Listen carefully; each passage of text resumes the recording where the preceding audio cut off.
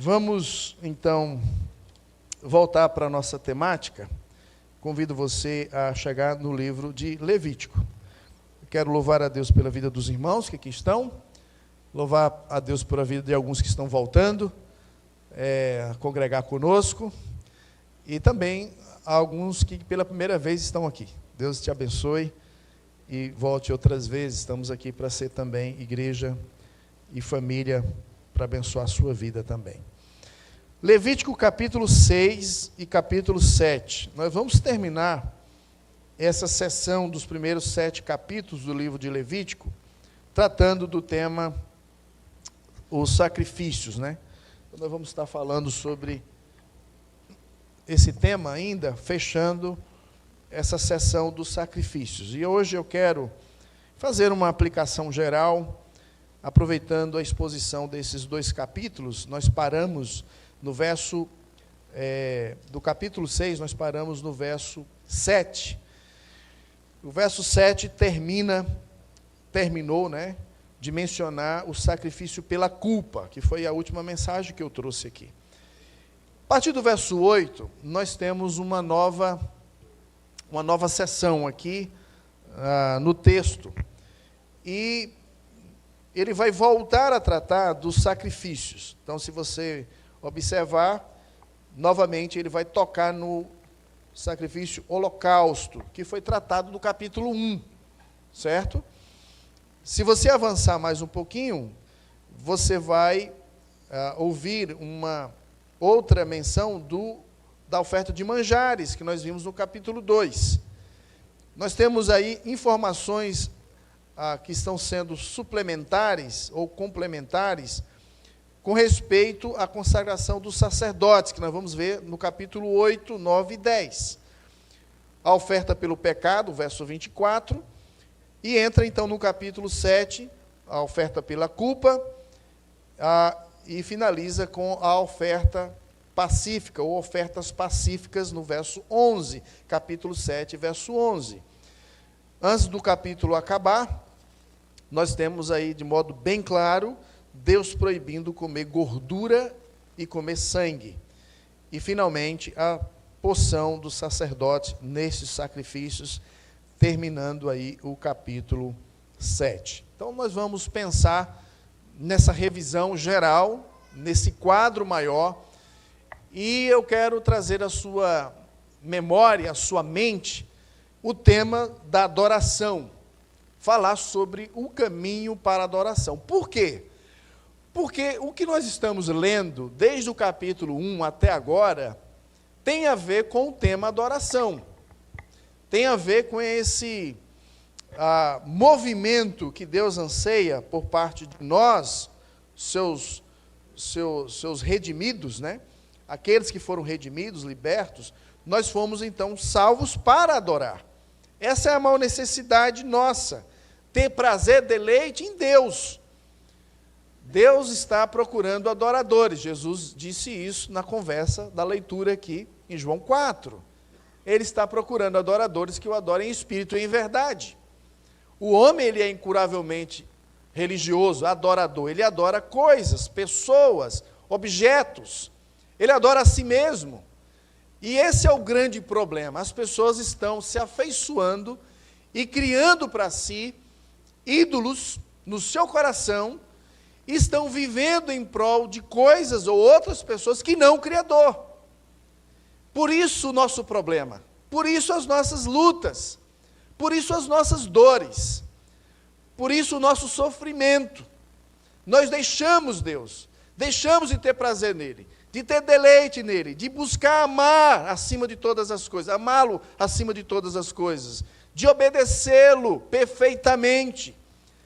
E quando nós rejeitamos o Deus Criador, nós adotamos outros substitutos. E aí, meus irmãos, é só problema, é frustração, é dor de cabeça. Todo tipo de sofrimento tem a ver com a nossa vida pautada em outra coisa, que não no Deus Criador, Deus Redentor. Meus irmãos, eu espero que a caminhada no livro de Levítico nos ajude a aprofundar o entendimento sobre a adoração. Eu espero que, de alguma forma, essas leituras e mensagens possa ajudar a nossa adoração coletiva a adquirir nova profundidade e significado. Que você possa estar mais consciente de que cada aspecto do culto, seja o culto aqui formal, esse momento, ou o culto que você também oferta a Deus durante todo o tempo, todos os dias, onde você estiver, você está também prestando um culto a Deus, seu culto pessoal, seu culto privado, seu culto particular. O culto congregacional, ele vai se encerrar daqui a pouco, mas ao sair por essa porta, você também continua adorando a Deus, e continuará fazendo isso. Então, como entender, como ter maior consciência de que o culto que nós queremos prestar a Deus, esse culto que é me achegar a Ele, me aproximar dEle e chegar com Ele com algo nas minhas mãos, devolver a Ele aquilo que Ele já me deu, reconhecimento, gratidão, contrição, consagração, vida santa, tudo isso nós vamos dar para Ele, nós recebemos, estamos devolvendo. Tudo que nós vamos dar para Ele é porque nós já recebemos.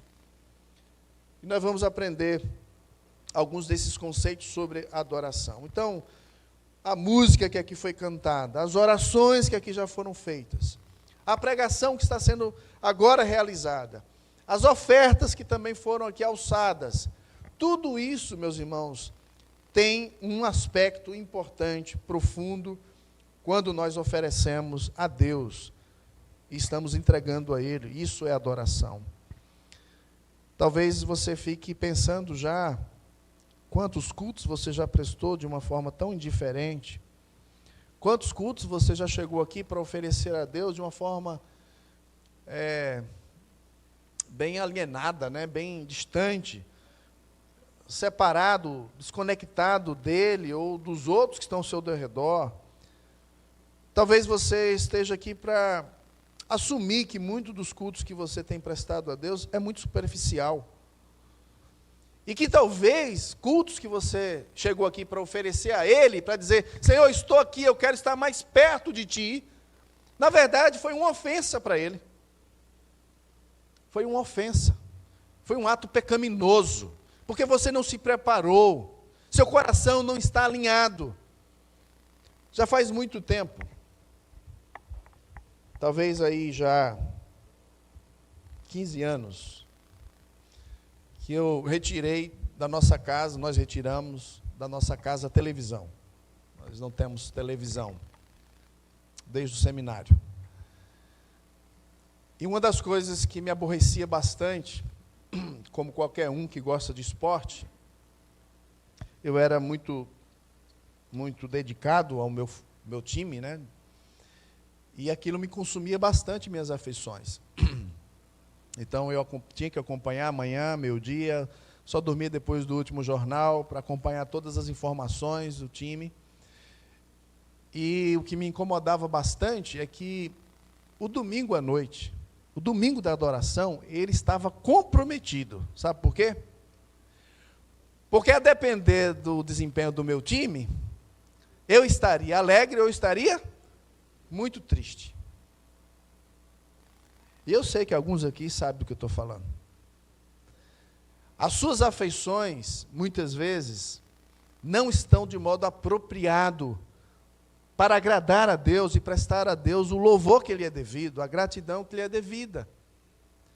Assim como o seu time de futebol, pode ser que seja qualquer outra coisa que bagunça as suas afeições, tumultua o seu interior. Você não consegue, você já tem, como o profeta disse, você levantou ídolos no seu coração. Então, o que determina a alegria, o fluir do culto, não tem nada a ver com o que está acontecendo aqui. Você não consegue cantar, você não tem sintonia com as verdades que as músicas estão sugerindo para você cantar. Você não consegue acompanhar uma oração. Você não tem prazer em ser generoso com o sustento da obra. Você não consegue acompanhar uma pregação. você logo esquece amanhã o texto que foi pregado. Pior, nem tem desejo, porque na quarta-feira, terça ou quinta, você vai poder sentar com seus irmãos para conversar um pouquinho mais. Deus nos ensinou isso é importante. Deus falou sobre culto, santidade, oferta. Eu quero orar com os meus irmãos sobre isso. Eu quero encorajar os meus irmãos quanto a isso. E a gente fica passando de semana em semana, de domingo a domingo. Somos aqui formalistas. Fazemos o nosso teatro, fazemos a nossa encenação. E tudo isso, meus irmãos, pode ser categorizado aqui como ofensa a Deus. Nós não estamos de modo apropriado para adorar, para encontrar com Ele. Você se prepara melhor para encontrar com outras pessoas. Você se prepara melhor para assistir aquilo que você tanto quer. Você se prepara muito melhor para ir trabalhar. Mas para prestar culto a mim, não. Deus, meus irmãos, é importante. Ele é o ser supremo, mais ilustre, mais digno, digno de tudo, digno de respeito, digno de honra, digno de louvor, digno de riqueza. Lembra lá de João, lá em Apocalipse? Digno, todo mundo cai diante dele de joelho, os seres no céu e na terra, e diz que ele é digno. Mas a minha vida, a sua vida, a minha conduta, a sua conduta, num culto que nós queremos prestar a Ele, passa a ideia de algo que, de fato, nós não conseguimos respeitá-lo. Nós não conseguimos dizer que Ele é importante. A adoração, meus irmãos, é uma resposta em honra ao Todo-Poderoso. A adoração é uma resposta de honra àquele que fez tudo por nós. Por isso, os sacrifícios aqui estabelecidos, meus irmãos, é esse convite. É esse convite para entendermos, para compreendermos e considerar o culto não como uma atividade que você participa como espectador isolado. Não. Você é um adorador. Você tem um papel a exercer. Isso pressupõe preparo antecipado. Isso pressupõe sua mente estar organizada. Isso pressupõe que você se dedicou, que você cronometrou o seu tempo, o seu horário, o horário que você chega, o horário que você sai, sua postura. Estamos diante do Eterno para prestar-lhe um culto, meus irmãos. Isso deve nos pesar bastante. O culto não é uma feira. O culto não é um ajuntamento social. O culto não é um ambiente de entretenimento. O culto é um encontro com Deus, gente. E Levítico está aqui para nos lembrar disso. Levítico está aqui para lembrar a Igreja Batista Esperança o que é cultuar. Deus prescreve a maneira como Ele quer ser adorado. Não é do seu jeito, não é da sua maneira, não é do seu jeitão. Deus prescreve a maneira que Ele quer encontrar com o seu povo. Levítico está aqui para nos lembrar disso. Por isso que nós estamos estudando. O resultado da nossa ênfase sobre o culto tem a ver com esse aprofundamento do nosso compromisso. E eu quero instigar, meu irmão, você a reafirmar o seu compromisso. Ouça essas mensagens, leia o livro de Levítico com esse compromisso. Eu quero consertar, eu quero fazer uma correção na minha agenda, no meu jeitão, no meu compromisso. Gente, você é crente há quanto tempo? Não é para pensar mais onde é que você deve estar no dia de domingo. Qualquer religioso, em qualquer lugar, está reunido para adorar o seu Deus. Um bom católico, como eu fui, tantos aqui, não perdi uma missa, mesmo que não entendesse nada. Onde surgiu a ladainha, né? Muitos no passado participavam da missa que era celebrada no latim, ninguém entendia nada. Daí surgiu a ideia, a ladainha, né? Ninguém entendia nada, mas ia. Eu não consigo conceber como crentes que têm 10 sei lá quantos anos, e não entende o lugar, a prioridade, não entendeu o chamado, não entendeu por que você está aqui, e negocia. Negocia o seu domingo, negocia o seu compromisso do ajuntamento solene. Meus irmãos, não deve ser assim. Não deve ser assim. Então vamos lembrar sobre como que Deus deseja a nossa conduta, a forma apropriada, como adoramos a Deus. O livro de Levítico nos expõe uma teologia da liturgia. Deus vem habitar no meio do seu povo. Êxodo termina deixando isso claro. Deus quer habitar no meio do seu povo. Ele manda fazer uma casa, uma tenda, tabernáculo.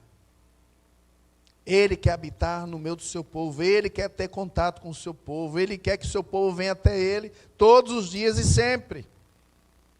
Agora, como isso deve acontecer? E é nesse contexto onde nós temos o caminho para a adoração. O caminho para a adoração é traçado aqui nesses 7 capítulos. Como se portar diante de Deus. Regras, observações, princípios, em detalhe, para tudo. Inclusive o capítulo 6, que aqui a gente está diante dele, e o 7, nós temos repetição. Por quê? Porque agora o foco não é o povo. Capítulo 1, 2, 3, 4, 5, até o capítulo 6, verso 10, instrução para o povo. Esse texto agora do capítulo 6, verso 8 em diante, é instrução para os sacerdotes. Algumas coisas que não ficaram claras. E Deus agora está prescrevendo para Moisés.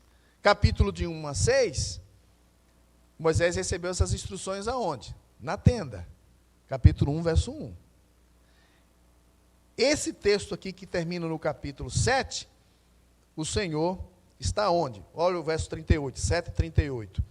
O Senhor ordenou a Moisés no monte Sinai, no dia em que ordenou os filhos de Israel que oferecesse as suas ofertas ao Senhor no deserto do Sinai. Então veja que as informações, as prescrições, o interesse que Deus tem que o seu povo compareça diante dele, não desavisado, mas tudo bem explicado. E aí o sacerdote, quando tem que fazer o sacrifício, e ele tem que tirar cinza, ele está com a roupa, ele faz o quê? Ele tem que usar a mesma roupa, ele troca, essa cinza é jogada onde? Tantos detalhes, o que faz com sangue, como é que limpa, todos os detalhes, ele prescreveu a maneira que ele quer ser adorado. Isso aqui, meus irmãos, está no centro da leitura e dessa observação. Então eu quero fazer essas preliminares aqui. O caminho para a adoração, ver se esse bicho vai funcionar. Ele nunca funciona, né? Está funcionando? Próximo slide aí, por favor. Então está aí o texto. A letra aqui talvez não vai ajudar para quem está ali atrás, mas aqui está o capítulo 7, que eu quero apenas ler aqui com vocês. Verso 37 e 38, finalzinho, nós não vamos ler todo o texto, a gente usaria mais de 10 minutos para ler esses 2 capítulos, então, vamos finalizar aqui. Estas são as instruções para o holocausto, a oferta de cereal, a oferta pelo pecado, a oferta pela culpa, a oferta de consagração, né, dos sacerdotes e a oferta de paz. O Senhor deu essas instruções a Moisés no Monte Sinai, quando ordenou que os israelitas apresentassem suas ofertas ao Senhor no deserto do Sinai. Aqui nós temos o símbolo da presença de Deus, né? E para chegar na presença de Deus não é de todo jeito, não é todo mundo, não é o adorador que chega, precisa de um mediador. Os sacerdotes estão para mediar e conduzir a adoração do povo para Deus. E nós vamos entender melhor isso até o capítulo 16. Então lembre-se, para nos achegarmos diante de Deus, nós precisamos de um mediador. Ninguém pode chegar na cara dura diante de Deus. Se chegar diante dele, o que acontece? ele morre. O homem não pode, na condição dos seus pecados, se aproximar de Deus, chegar perto de Deus. Ele precisa de intermediários. Uma outra observação, já mencionei, se você prestar atenção na leitura do capítulo 7, você vai perceber, em cada início de parágrafo, disse mais o Senhor a Moisés. Veja aí, ó. Capítulo 6, verso 8. Disse mais o Senhor a Moisés. Capítulo 6, verso 19. Disse mais o Senhor a Moisés. Capítulo 26, verso 24. Disse mais o Senhor a Moisés. Capítulo 7, o versículo 22. Disse mais o Senhor a Moisés. E finalmente o verso 28. 7, 28. Disse mais o Senhor a Moisés. O culto que Deus quer que o seu povo preste a Ele, esse culto, meus irmãos, ele é prescrito pelo Senhor. Cada parágrafo está estabelecendo que é o Senhor que falou. É a lei dele. Lembre-se, adorar a Deus não nos nossos termos, não como eu quero, não como eu acho que é. Lembre-se disso. Esse é um outro princípio geral que a gente quer estabelecer aqui. E a outra ênfase que eu quero dar, preste atenção em todas as ofertas. Nenhum adorador poderia chegar lá, diante do sacerdote, para o sacerdote conduzir diante de Deus, de mãos vazias. De mãos vazias. Ninguém pode chegar diante de Deus com as mãos vazias. É interessante, né, como Deus usa esse recurso gráfico, mas não só gráfico para nós, né, de imaginar isso, mas como era real para o adorador israelita, né, ele tinha que pegar o animal, ele não poderia se apresentar diante de Deus com as suas mãos vazias. Ele tinha que participar do processo e entregar, desde a escolha do animal, todo aquele processo. O adorador é participante, não é espectador. Adora para mim aí, irmão João Sabino. Não pode. Adore para mim aí, Rafael. Ore para mim aí. Bom, Manuel, eu lembrei do missionário Haroldo. Aquele ano onde ficou muito famosa aquela música Espírito Santo, ore por mim, né? Lembra? Espírito Santo, ore por mim. Espírito Santo, ore por mim, né? Leve a Deus tudo aquilo, né, que eu preciso. Aí foi uma febre, né? Todas as igrejas cantaram aquela música. Aí eu lembro, o pastor Haroldo disse, mas rapaz, esses crentes são todos preguiçosos agora. Nem orar quer mais. Está pedindo ao Espírito Santo para orar, né? É o Espírito Santo para orar, né? Mas ninguém pode fazer nada por você. Você é protagonista. É você que é chamado para ser o adorador e responder e apresentar diante dele. Meus irmãos, eu quero pensar como é que a gente acessa a presença de Deus, e eu quero apenas colocar de outra forma isso, seguindo a nossa exposição daquilo que já falamos. Eu quero destacar hoje à noite que o culto verdadeiro, ele é centrado na pessoa e na obra de Jesus Cristo. O culto verdadeiro, ele é centrado na pessoa e na obra do Senhor Jesus Cristo. Porque tudo isso que está sendo narrado aqui, aponta para Ele. Só faz sentido nele. E nós temos, já lemos e vamos ler novamente, o Novo Testamento, confirmando isso, que tudo isso aqui prescrito se cumpre em Jesus. Você não pode adorar a Deus. Você não pode se aproximar dele. Você não pode entregar nada para ele se você antes não tiver recebido de Jesus. E eu quero então pensar com vocês sobre isso. O próximo slide vai trabalhar um pouco esse conceito. Nenhum sacrifício que oferecemos poderia ser adequado para expiar o nosso pecado, para demonstrar gratidão a Deus, para ofertar a minha vida. Nada, nada, nada. Nada de nós mesmos. Nada. Próximo slide vai nos lembrar do sistema sacrificial, resumindo, consagração, comunhão, expiação. Sacrifícios de consagração, holocausto e manjares, cereal.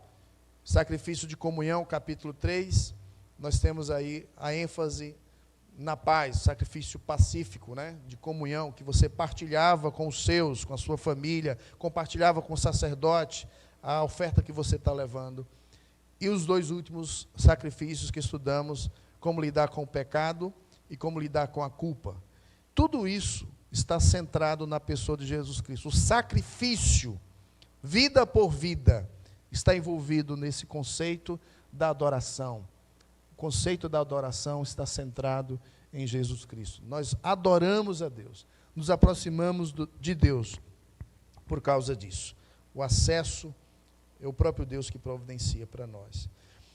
Eu quero mostrar um pouquinho desse percurso, enfatizando esses pontos aqui. Próximo slide, eu quero deixar destacado que cultuar a Deus pressupõe pessoas agradecidas e submissas a Ele.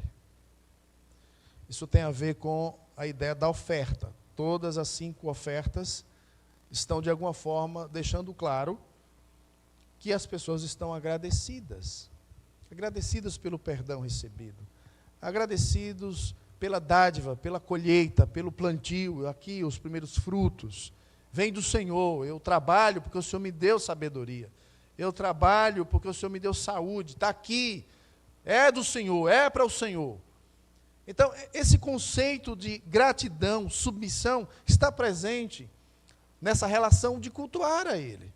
Chegar aqui, meus irmãos, e não ter esse sentimento, não ter essa atitude, nós pecamos. Isso não é um culto. Pode ser um culto a você mesmo, mas não a Deus. Cultuar a Deus exige devoção. Devoção verdadeira, sincera. Ou seja, o camarada não podia fazer todo aquele ritual de pegar um animal, fazer todo aquele movimento, só para aparecer, só para mostrar para os outros. Não tem cabimento. Até porque era um ato humilhante. Principalmente quando se trata de sacrifícios pelo pecado, pela culpa. Né, eu pequei, está lá. Todo mundo está sabendo. Lá vai o pecador de novo. Né? Levar o animal. Oh, coitado, né? Não conserta nunca a vida. Sinceridade. Ele está fazendo aquilo porque ele é sincero. Ele reconheceu que pecou. Número 3. Cultuar a Deus exige fidelidade na pregação da palavra. Meus irmãos, o culto roda em torno da palavra, que não é a minha palavra, que não é a palavra de homem nenhum, é a palavra de Deus. Participar de um ajuntamento, que você chama de culto, onde a palavra de Deus não é o centro, onde se gasta mais tempo com tantas outras coisas, e até mesmo louvores, porque tem louvores e louvores. Tem música cristã e tem música gospel. Sabe? Tem música que é feita para vender, que é boa para ouvir, que é boa para tocar as emoções, não necessariamente as afeições. Música que não te ajuda a você ter uma imagem correta de adoração e submissão a Deus. É música que até lhe deixa emocionalmente sensível. Você chora, os cabelos arrupiam, você fica ali com aquele sentimento bom, e gosta de ouvir, e ouve 10 vezes, 20 vezes aquela mesma música, até abusar, né? Porque abusa mesmo. Uma música que abusa. Chega. Outra. Né? Mas se a gente não entender que essa realidade, até mesmo nas músicas, da centralidade da palavra, não me permite cultuar, porque eu estou em torno da palavra. É ela que dita, é ela que dá o tempo, é ela que dá o procedimento, é ela que governa as afeições, é ela que direciona a nossa mente. É a palavra. Não pode ser outra coisa. Sem palavra não tem culto, gente. Pode chamar de qualquer outra coisa. Sem palavra não tem culto. Sem palavra o Espírito Santo não age. Sem palavra o Espírito Santo não age. A palavra é a espada do Espírito. Lembra do apóstolo Paulo, em Efésios capítulo 6? O Espírito Santo usa a palavra. Se não tem palavra, ele não usa nada. Palavra. Mas também o cultuar envolve vida pessoal e vida moral reta diante de Deus. Não dá para querer prestar culto a Deus com a vida toda torta, com pecados amucanhados, escondidos, pecados amados, desejados. Não dá. Deus algumas vezes falou por boca do profeta. Não tem alguém que feche essa porta não, para não deixar ninguém entrar? Esse povo chega para me adorar, chega com os lábios, mas o seu coração está longe de mim. Eles até choram, eles estão até quebrantados, mas a vida deles é um horror. Não tem ninguém para fechar. Eu não quero que esse povo entre na minha presença, no meu templo, porque a vida deles estão desalinhadas. Cultuar a Deus inclui celebração pela sua imutável justiça. E a justiça de Deus, meus irmãos, está em Cristo Jesus. Ele é justo. Ele vai condenar o pecador, porque Ele ama a sua justiça. E todos aqueles que estão no Filho dele, certamente, receberão a justiça do Filho e serão, por meio dessa obra redentora, livres, libertos, salvos. Então eu quero pensar sobre esses conceitos. Princípios gerais: o culto é prescrito pelo Senhor, ninguém chega diante de Deus de mãos vazias, a aproximação de Deus somente por meio de um intermediário. Culto é a expressão da aliança que Deus fez em Cristo Jesus. Culto é uma expressão, é um derramar de uma aliança, de um compromisso que você tem com Deus. Você vive aliançado com Deus. Você entende o que Deus fez com você? E aí tem o eco de Êxodo, tá? Deus não só salvou o povo da escravidão, mas Deus fez aliança. Êxodo 19 a 24. Ratificou uma aliança com Israel e quis habitar como de fato habitou no meio deles. Por isso, Deus nos convida para adorar. Não esquece disso. Não esquece desses princípios. Eles são importantes na nossa relação. Está aí no contexto de Levítico. Mas eu quero finalizar com essa ênfase do tabernáculo. Então, nós temos aqui, né, as tribos estão organizadas em torno do tabernáculo. Na porta aqui nós temos desenhos de quê? Já falei sobre isso. Na entrada aqui, os desenhos aqui é de quê? Querubins. Querubins. Nessa parte aqui também, o desenho aqui é de quê? Querubins. Para lembrar de quê? Lembra do Éden. Quando Deus expulsou Adão e Eva, colocou um querubim lá, com a espada na mão, para ninguém acessar a presença de Deus. Não tem como entrar na presença de Deus. Então você tem o acesso. Quem poderia adentrar essa parte aqui? Qualquer um? Não. Sacerdotes, os mediadores. Então nós temos aqui o altar do holocausto, nós vamos falar dele já já. Nós temos a pia de bronze.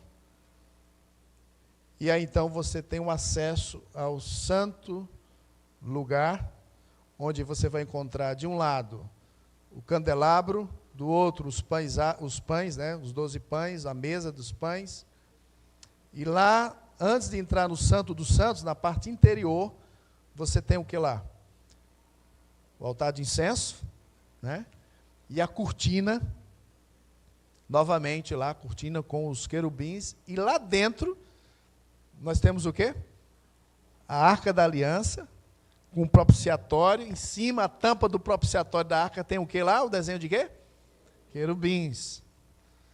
Então, tudo bem guardado, ninguém tem acesso para chegar na presença de Deus, onde Deus está presente. Não é de qualquer jeito, não é para qualquer um. Tem todo um processo que Deus mesmo estabeleceu.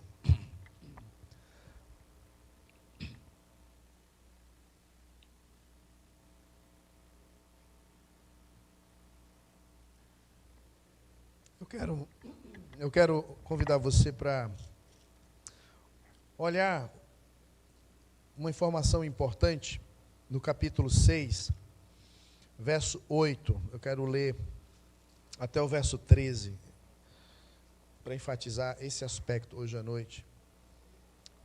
E a gente partir para umas aplicações finais.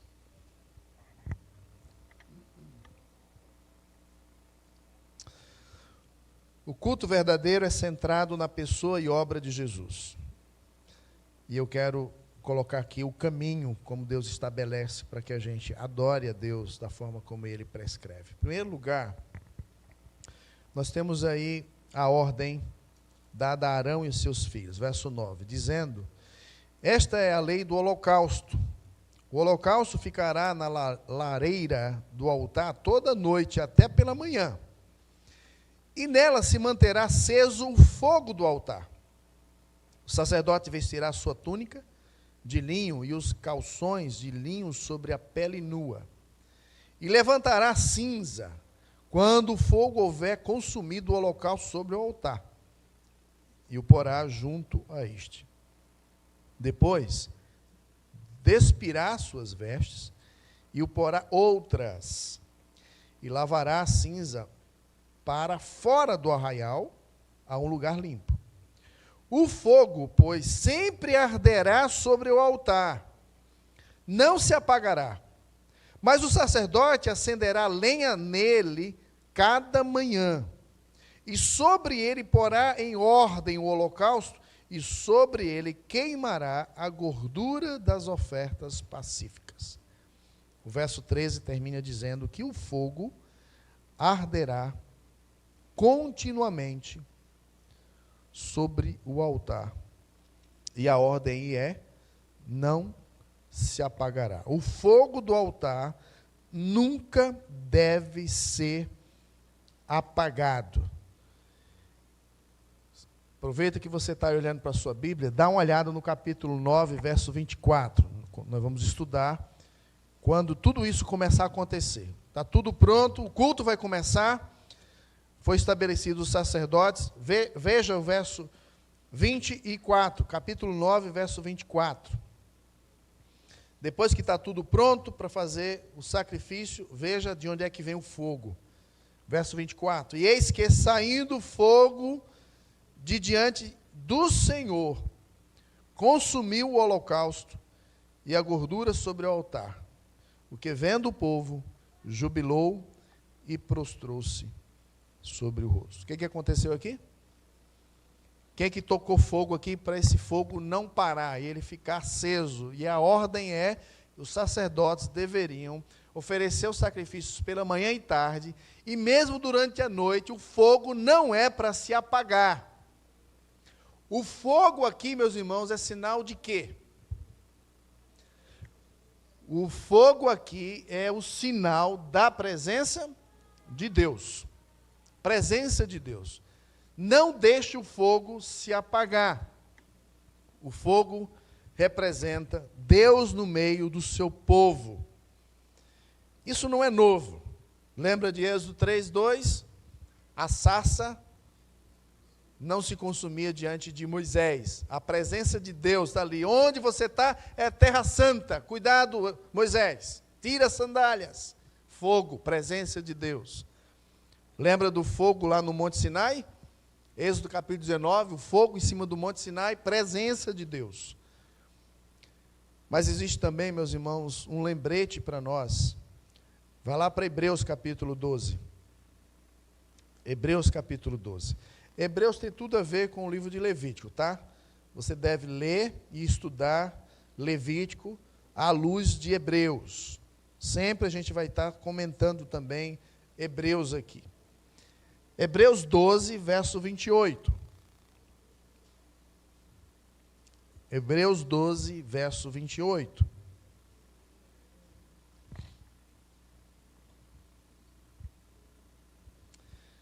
Vamos voltar aqui um pouquinho, que ele está usando o contexto aqui do Monte Sinai, e agora do Monte Sião, onde Jesus Cristo morreu, né? O Calvário.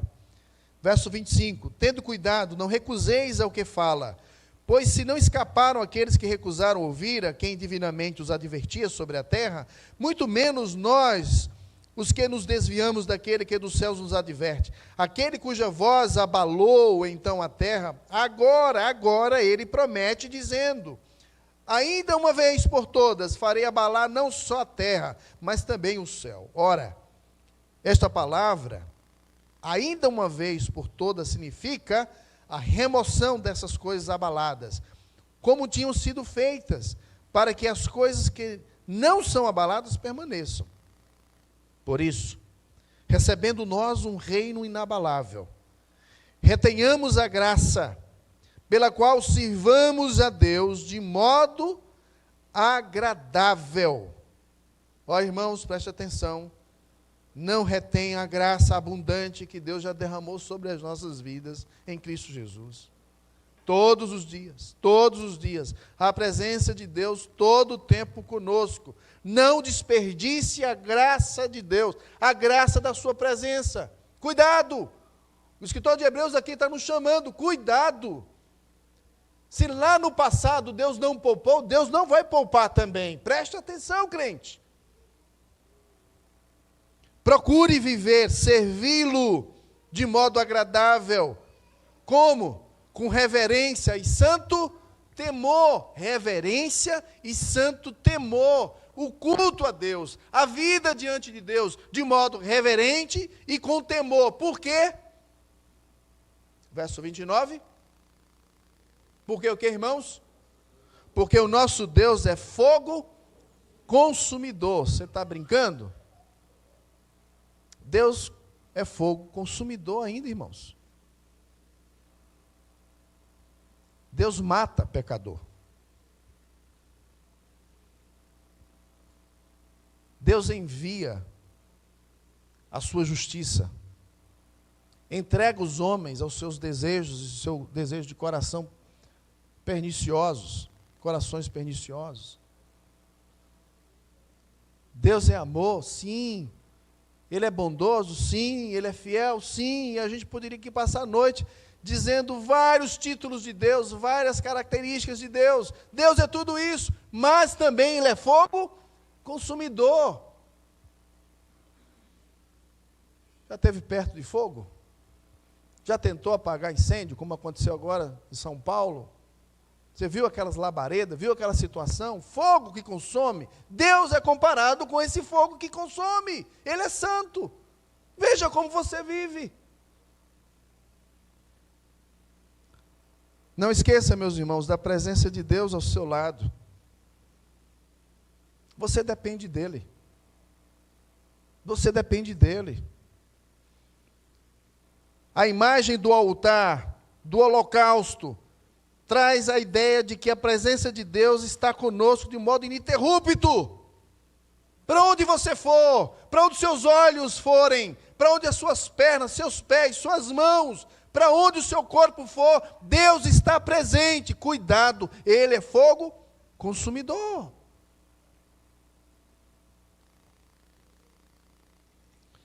Lembre do acesso a Deus.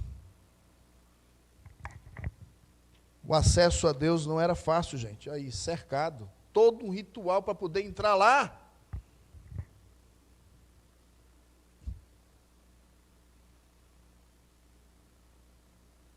Só os sacerdotes podiam acessar.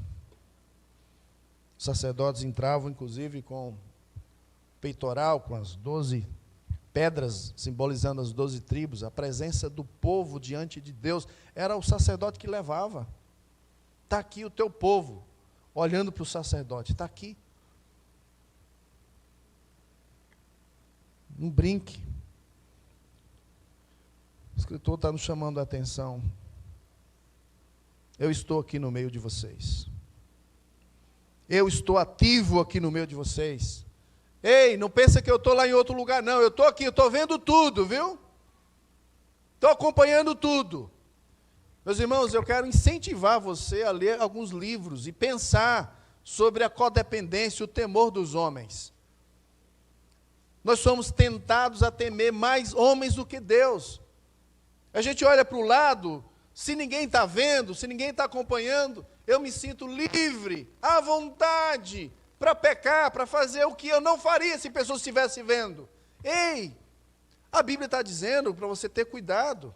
O que os homens podem fazer com você? Os homens vão fazer o que com você? O que os homens fazem com você, que você está tão com medo dos homens? Ei, tenha medo de Deus. Jesus já disse, tenha medo de Deus, porque Ele joga você no inferno. Ele tem poder para fazer isso. Jesus disse isso. Você está com medo de quê? De homens? Você está com medo de quem? Da sua esposa, do seu marido? Você está com medo de quem? Ei, tema Deus.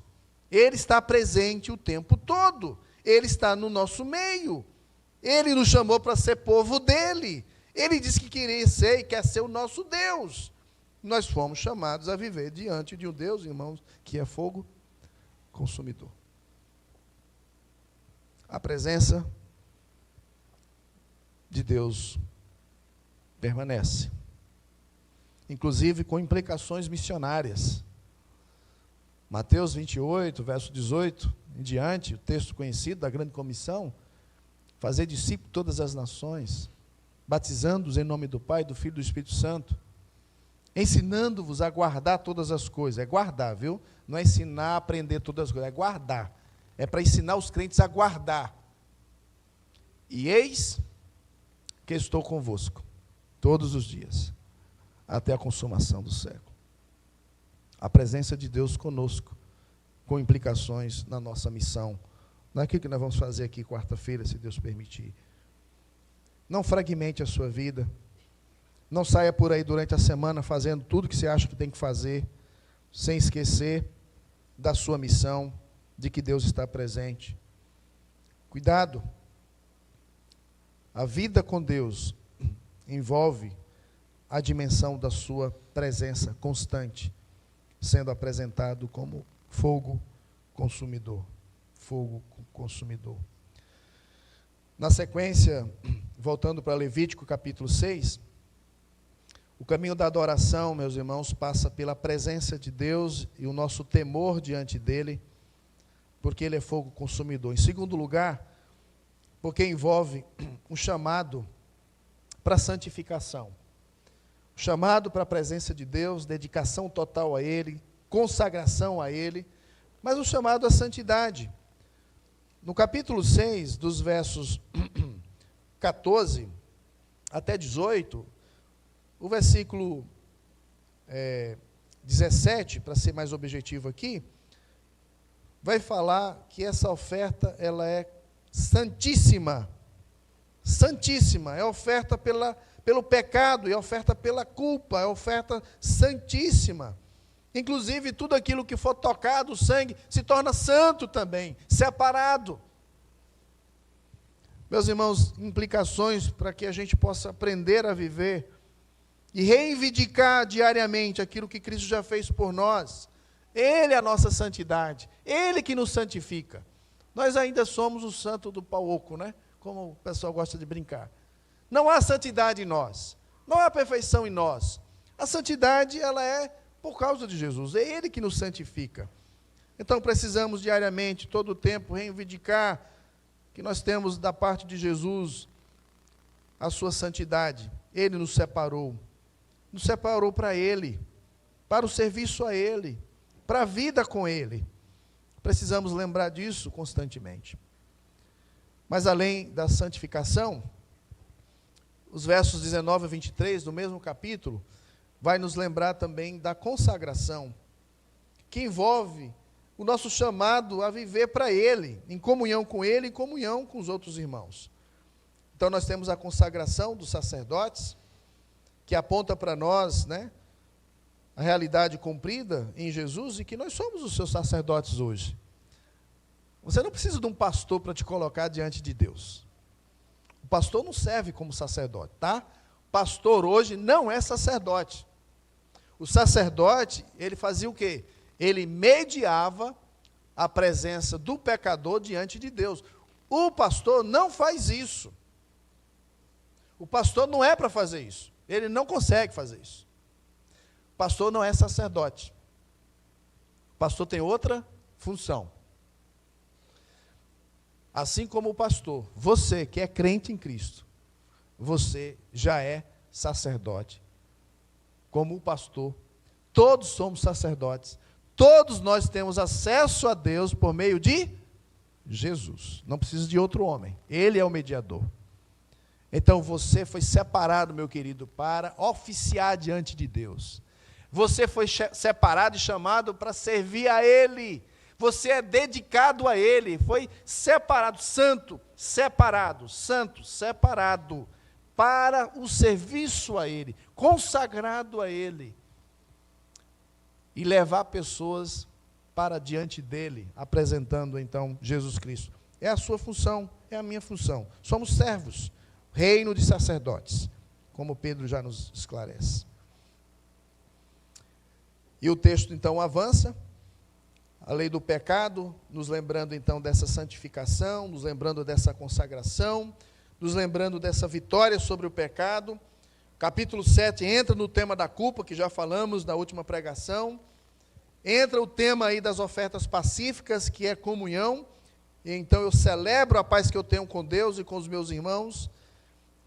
Versículo 22 a 25, 27, nós temos aí a ideia do melhor é dedicado a Deus, a gordura sempre é para Deus, o melhor do animal para Deus era holocausto queimado no altar.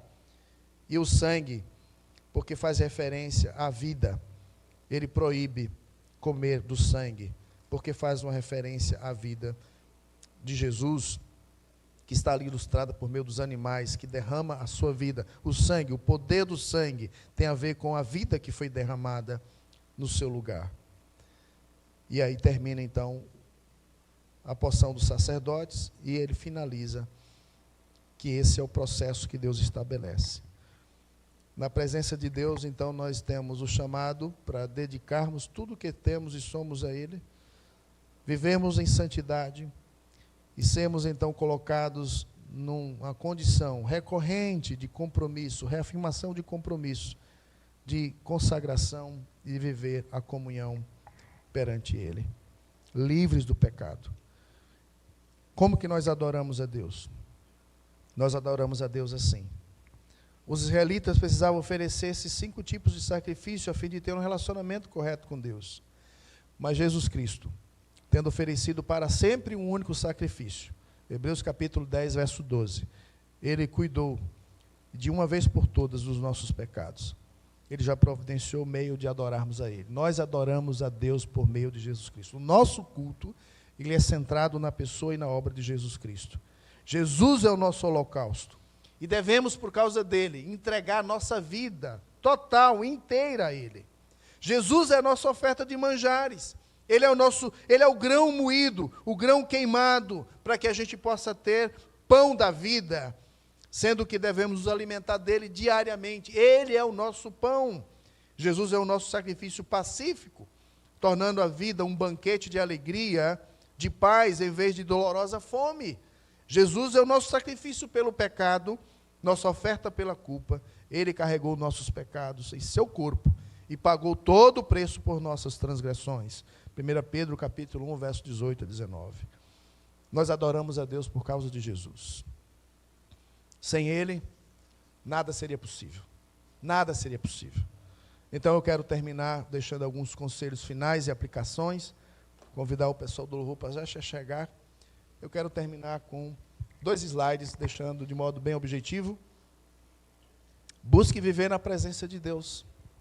Tenha essa consciência. Deus está presente. Lembre-se, Ele é fogo consumidor. Dependa dEle. Tenha essa consciência. Confie na obra de Cristo. Confie no seu sacrifício. Ele já nos purificou para vivermos vidas santas. Para vivermos vidas santas. Ele já fez o sacrifício. Deus, quando olha para você, meu querido irmão, Ele vê você santidade por causa que você está em Jesus. Ele não vê os seus pecados. Se você está em Jesus, Ele já te purificou. Você já é uma santa. Você já é um santo. Portanto, viva como santo. Terceiro, consagre tua vida para conhecê-lo, para amá-lo. Talvez hoje à noite é o culto, meu irmão, para você repensar isso. O culto é uma oportunidade de você reafirmar o seu compromisso. Reafirme o compromisso, ajuste a sua agenda, o seu tempo. Essa próxima semana é o tempo de você adorar a Deus, viver perto dEle, confiando naquilo que Ele já providenciou para você na cruz. E o último slide. Nosso culto, meus irmãos, tem que ser marcado por reverência. A gente precisa ensinar aos nossos filhos que nós adoramos a um Deus vivo. O culto, esse ambiente, não deve ser parecido com uma feira, que você levanta, sai, e faz isso e aquilo. Não, isso aqui é um lugar santo, separado, com toda reverência e temor. Deus está falando. Eu duvido se você gostaria de que, quando você estiver falando, você saia, vire as costas. Você se sente ofendido. Irmão, se a gente entende que o culto é uma fala com Deus, evita sair, evita caminhar. Ensina os seus filhos o que é um culto, o conceito de um culto. Chegue cedo. Senta nos bancos. Fique de joelho. Ore. Prepare o seu espírito. Tira aquela tensão da correria que saiu aos tropelos de casa muitas vezes. O trânsito. Chegue mais cedo. Leve a sério o culto que você quer prestar a Deus. Já observei que tem crente que só chega depois do horário de 10, de 15 minutos, todo santo domingo, e qualquer outro compromisso. Meu irmão, está errado isso. Eu preciso aqui deixar uma palavra pastoral para você. E se eu também tiver esse costume, me corrija. Está errado. Culto tem hora para começar. Compromisso com Deus. Leve a sério o culto que você quer prestar a Deus. Deus merece honra, respeito. Ele é a pessoa mais importante. Devido a Ele, faça isso. Reverência e temor. Reverência e temor. As pessoas estão aprendendo que tipo de Deus nós estamos adorando. Esse Deus aí você pode chegar a qualquer hora. Esse Deus aí você pode fazer isso, você pode pular, pode dançar, pode fazer o que quiser. Esse Deus aí é da bagunça, não tem nada organizado. Cada um faz do jeito, ninguém se planeja, é tudo espontâneo, é tudo de última hora. Deus bagunceiro, esse Deus aí. Como é? Como é que a gente apresenta o Deus que nós adoramos? Tem ordem, tem decência, tem reverência, tem temor. Meus irmãos, a gente precisa pensar sobre isso. A nova geração está crescendo aí irreverentemente. Quem tem filhos sabe, os meninos antigamente, eu olhava para o meu pai, ele só precisava fechar a cara, já. Entendi. E acabou. E acabou, né? Como ouvimos hoje de manhã, como é que eles diziam? Ele tinha uma atitude desrespeitosa, levava um tapa na boca. Preste atenção como é que você fale. A gente foi criado num ambiente de respeito, de temor. Hoje está tudo acabado, está tudo derretendo. Deus é tratado como qualquer coisa. Meus irmãos, culto é culto. Deus nos chama para prestar um culto que é um encontro com Ele. Ordem e dignidade. Nós fazemos isso em espírito, porque o Espírito nos guia para a verdade. Verdade é um apelo à consciência, à razão. Eu entendo o que eu estou fazendo. Vocês adoram o que vocês não conhecem. Nós adoramos porque já conhecemos. Jesus disse para aquela mulher samaritana: eu conheço. A adoração pressupõe conhecimento. Mas também o Espírito Santo trabalha em nós as nossas afeições profundas para amar e nos alegrar em Deus, nos alegrar no seu Filho. Muita coisa, irmãos, muita coisa a gente poderia pensar e aplicar. Muita coisa para conversar no grupo pequeno. Essa semana que não vai ser, né? Vai ser só na próxima. Conversa sobre isso. Ore sobre isso. Saia daqui hoje à noite determinado a ser um crente que já conhece o caminho da adoração. Deus pede de você essa consagração. Deus está presente. Você está na presença dele. Aplique esse conceito dos sacrifícios em Jesus, porque ele já abriu um novo caminho, um novo e vivo caminho para nós. O véu já foi rasgado, como cantamos aqui no início. Você pode viver tranquilamente na presença dele. Até os seus pecados, por mais desgraçados que eles sejam, ele disse: confesse, eu sou fiel para perdoar. Não permita que o seu pecado afaste você de mim. Venha, filho, vamos andar de novo. Se você está nessa noite que não é crente, nós estamos apresentando o Deus que nós servimos. Esse Deus zeloso, esse Deus que nos chama para adorá-lo. Mas lembre-se, só podemos fazer isso por meio de Jesus. Vamos ficar de pé para a gente orar? E vamos terminar cantando uma canção que, como resultado de toda essa demonstração de bondade, nós podemos sim, com toda a alegria, exaltá-lo, porque ele fez grandes coisas por nós. Senhor, obrigado por tua palavra, pelas verdades dessa noite aprendidas. Obrigado pela oportunidade de revisitar o tema do culto. Sermos lembrados, ó Deus, da importância de termos, ó Deus, um conceito mais profundo, mais apropriado de te adorar. Continue falando ao nosso coração. Confessamos aqui, Senhor, nossa fraqueza. Quantos e quantos cultos, Senhor. Na verdade, nós não prestamos culto. Nós prestamos um culto a nós mesmos, ao nosso agrado, às nossas razões e motivos. Quantas vezes, Senhor, nós não lhe prestamos um culto que lhe é devido. Aumenta, Senhor, em nosso coração o temor, a reverência, o respeito. Aumenta em nós, Senhor, a consciência do que Tu fizeste por nós. Todos esses sacrifícios já foram cumpridos em Teu Filho. Podemos prestar-lhe um culto, porque Jesus Cristo, Teu Filho, já fez tudo isso por nós. Ele nos entregou o que nada tínhamos, nada tínhamos. Se temos que te dar algo, Senhor, é porque nós já recebemos por causa de Jesus. Um culto verdadeiro ocorre quando estamos centrados na pessoa e obra do Teu Filho. Ajuda-nos, ó Deus, a fazer isso sempre, sempre e sempre. Guarda o Teu povo, Tua igreja essa semana. Ao sairmos daqui, ó Deus, o culto vai continuar. Nós vamos continuar te adorando. A Tua presença vai continuar conosco. Nós queremos fazer tudo para a Tua glória. Nós queremos, ó Deus, a nossa casa, nossa família, nosso trabalho consagrado a Ti. Nossas forças, nossa saúde, nossos bens, tudo é Teu, Senhor. Tudo é Teu. Temos prazer na comunhão. É bom estar com os nossos irmãos que foram salvos também. Que haja prazer na comunhão da Tua igreja, o deleite estar uns com os outros, participando da obra, te servindo, porque o Senhor disse que estaria conosco enquanto fizermos discípulos. Abençoe-nos, ó Pai. Se alguém aqui entre nós não é crente em Cristo, que o Teu Espírito também o incomode e o conduza e produza essa fé salvífica, que ainda hoje eles possam afirmar: eu quero crer em Cristo Jesus.